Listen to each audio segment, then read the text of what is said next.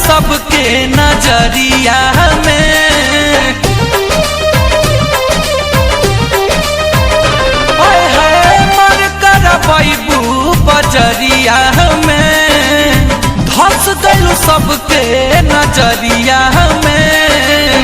ऐसे जे करा बूता आँख जदि मारा बूता, दिलवा बेचारा फिसल जाई हो। सीना से अपना दुपट्टा न गिरे दिहा, पगलाई को